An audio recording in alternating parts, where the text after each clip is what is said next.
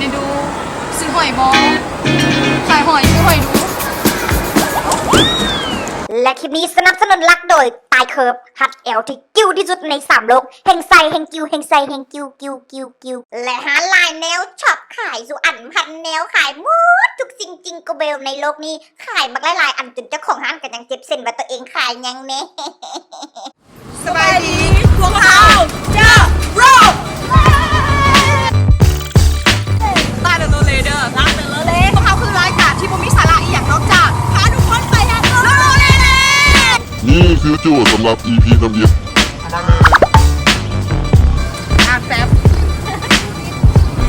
สำหรับ EP นำเย็บนี้โปรดิวเซอร์ให้โจทย์เขา2 คนมาว่าเขาจะต้องขายเครื่องแข่งกันเขาจะต้องโชว์สกิลในการขายเครื่องแข่งกันเพราะว่าเนื่องจากว่าเขา2 คนในออนไลน์แมนแล้วให้เขาแบทเทิลกันแข่งกันขายแข่งกันผู้ใดที่ขายได้หลายที่สุดผู้นั้นคือผู้ชนะผู้ใดที่ว่าผู้แพ้จะต้องถูกบทลงโทษแมนแต่ว่าบทลงโทษอยู่ในนี้ไม่ได้เขียนบอกบทลงโทษเป็นความลับ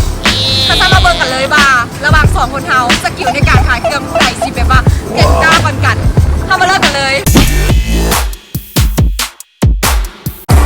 และนี่คือสินค้าที่เขาจะมาขายให้ทุกคนนี่สินค้าอยู่ในนี้แล้วแต่ว่าเขาพูดว่าใครสิเริ่มก่อนนี่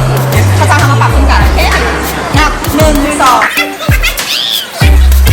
อารักษณะขายก่อนไปเลยจ้ะ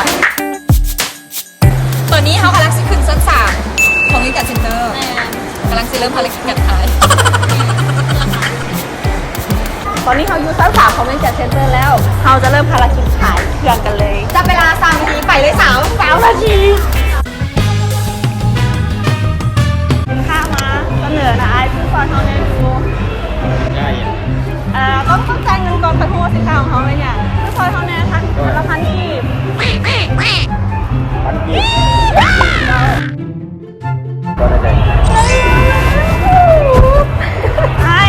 พอดีเขามีสินค้ามานำเสนอนะไอ้พี่ฟอนเขาเนี่ยดูเขาแจกมันยังโอ้ยพี่ฟอนเขาคือเดือน1,000 กีบฮะ1,000 กีบนึงอันละ1,000 กีบชีพเลย 1,000 กีบนี่นะแท้1,000 กีบหรือว่าเป็นยังเขาแจกมันเลย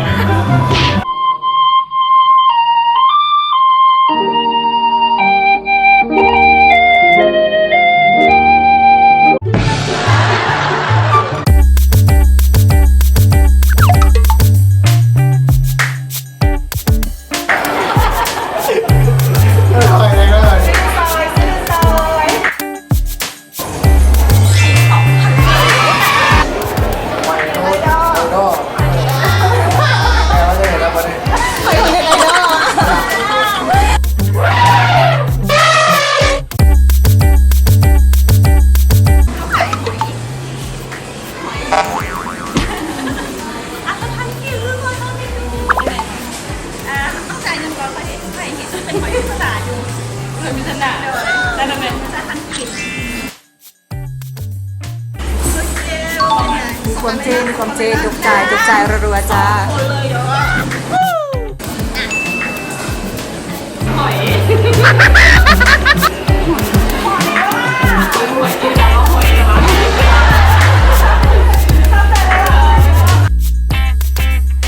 ตายแล้วมันขายได้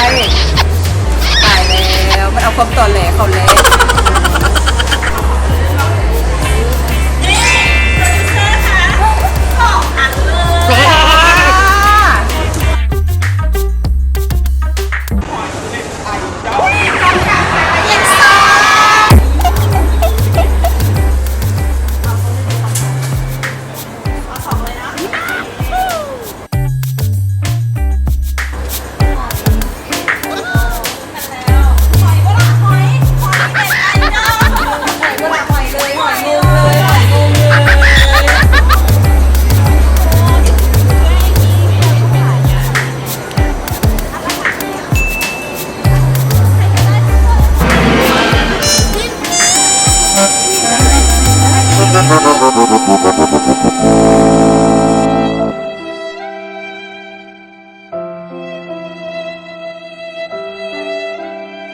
ว่าจะเชื่อกัน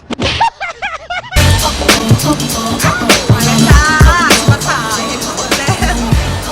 อนนี้ตายอยู่ชั้น4แล้วเขาจะมาเริ่มภารกิจการขายหอบที่ต่อไปกันเลยสบายดีจะเป็นคนลาวบอลเลยจะเป็นคนลาวนะเจ้าคือคนเกาหลีเลยพอเราจะเป็นคนเกาหลีก็จะได้ว่าภาษาเกาหลีกันละสบายดีเด้อแบบว่าวันนี้คนมีสินค้ามานำเสนออยากให้ช่วยอุดหนุนแดค่อยขายหอยที่ซอยตัวละ1,000 กีบเป็นหอยปริศนาจ่ายเงินก่อน1,000แล้วจึงเห็นสินค้าก็แค่สีหน้าใครคือเวาลินจะบอกก่อนสีหน้าเขาออกจะจริงจังชื่อซอยนี้ดูค่ะตัวละ1,000 กีบนึงดูหอยปริศนาชื่อซอยตัวนึงชื่อซอยดู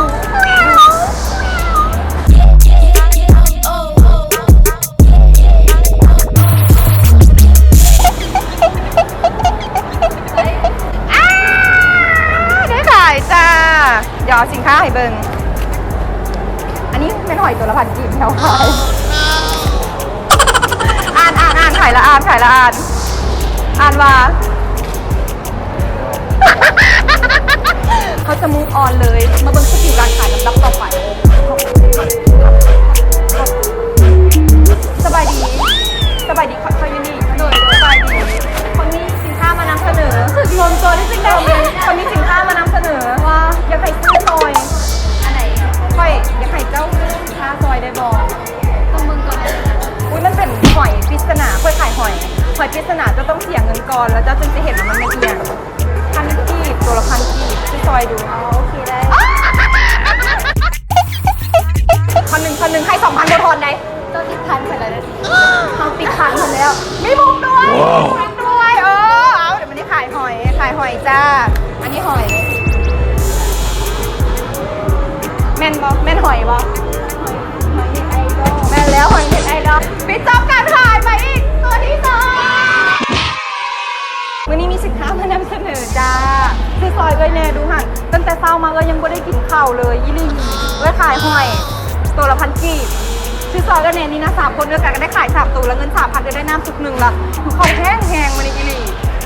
คุณบอกเสียงเขาฮอนซื้อซอยก็แน่ตัวละ1,000 กีบซื้อดูบวาเด้จบมาเอาเงินมาก่อนด้วยที่เฉาสินค้าให้ด้วยเป็นแม่ค้า2019จ่ายมาไวเอ้ยให้5,000เลยบอทอนได้ตัวละ1,000 กีบไปให้5,000เลยจ้า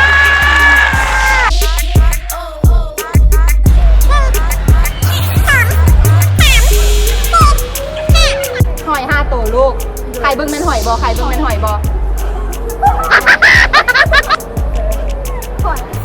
ออ่านว่าหอยเน็ตไอดอลสบายดี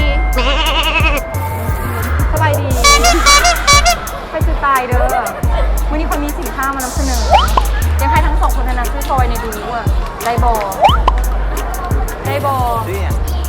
ค่อยขายหอยซื้อซอยในตัวละ1,000 กีบซื้อซอยแล้วข่อยสิเต้นให้เบิ่งอ่ะเจ้าซื้อซอยข่อยสิเต้นให้เบิ่งถ้าเจ้าซื้อข่อยสิเต้นให้เบิ่งซื้อซอยเลย2 ตัวคนละตัวซื้อซอยในดูอุตส่าห์สิเต้นให้เบิ่งนี่นะซื้อซอยตัวละ1,000 กีบ1 2 คนก็ 2,000ซื้อซอยเลยสิเต้นให้เบิ่งอ่ะเต้นแบบเต็มเปิ้ลให้เบิ่งก่อนก็ได้2,000นะ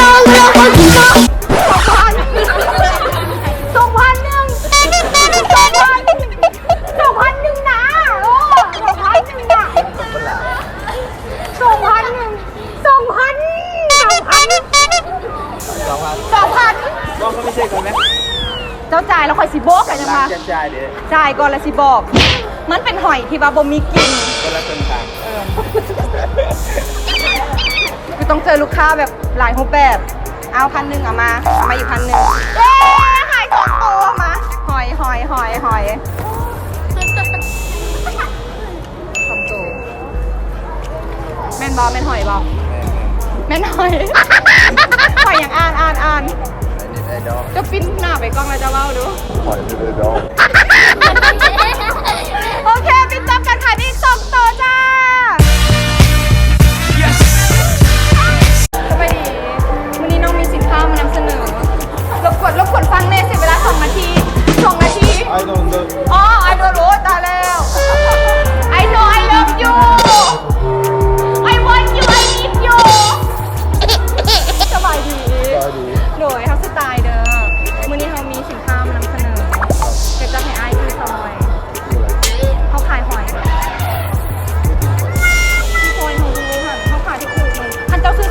ห้องเพลงให้ฟังเลยเจ้าฮู้บอกห้องเพลงมวนใดเจ้าซื้อซอยเท้าตัวหนึงห้องเพลงคือฟังเลยอีหลีอยากฟังเพลงอย่างรีเควสมาห้องให้ฟังเลยหอยฟังท่อนหนึ่งแล้วเจ้าซื้อซอยเท้าตัวหนึงเบิ่งวันนั้นเป็นหอยพิเศษต้องจ่ายเงินก่อนแล้วจึงเบิ่งราคาได้ห้องเพลงคือฟังในหนึ่ง เพลงอะไร เพลงดังเพลงนี้น่ะเพลงดังนักห้องงามใช่ปะนักห้องเข่าคุกยังบ่ออกเถื่อเอาห้องไหนฟังเจ้าพี่ซอยเอาตัวนึงเอาห้องไหนฟัง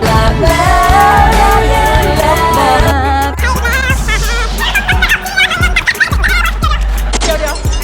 เขายังไม่ได้กินข้าวแต่ห้องเลยจ่ายเงินเท่ามาห้องเพลงเจ้าฟังแล้วจ่ายเงินเท่ามา1,000 พันกีบกับการขาย ป้นหรือเปล่านี่ โมได้ป้นเขาซื้อซีหน่อยหนึ่ง2,000ถ้าบ่ทอนได้ครับบ่มีเงินทอน 2,000 เลยชนะ2ต่อจ้าอันนี้คือหอยที่เฮาว้าวเบิ่งแม่เบิ่งก่อนเป็นบอมเป็นหอยบอม ไอ้โต หอยเน็ตไอดอลเขาเป็นเน็ตไอดอลเลยอันนี้หอยเน็ตไอดอลตัวละ1,000 กีบ 2,000 เป็นล่าส่งตัวให้ตัวหอยเน็ตไอดอลโอเคปิดจอบกันใหม่พี่สาวเสือจ้าบัวทอนได้บัวมีเงินทอนบัวบีได้บัวมีเงินทอนได้บัวทอนได้เอา5 ต่อจ้า5 ต่อเดี๋ยว5 ต่อจ้าปิดกันผ่านไปที่5 ต่อจ้า2 สาวซื้อ5 ต่อจ้าแม่นบอหอยเน็ตไอดอลห้ามมาเมื่อแกงกินเด้อหอยเน็ตไอดอลต้องมาเมื่อบูชาเท่านั้นโอเคปิดกันขายไป5 ต่อสวัสดีเด้อชื่อตายเด้อดูไอ้นี่ชื่อหยังชื่อปันชื่อตุกตายปันโอเคไปกันได้วันนี้มีสินค้ามานำเสนอเดี๋ยวใครทั้ง2 คนช่วยอุดหนุน ได้ขายอย่างมือนี้น่ะ ขายหอย ขายหอย ซื้อซาลาซิเต้นให้เบิ่งแท้ซื้อบอลลาซิเต้นให้เบิ่ง เล่นจากเพลงนี่ เต้นใน1เซมเปิลใน1ประมาณ3 วิ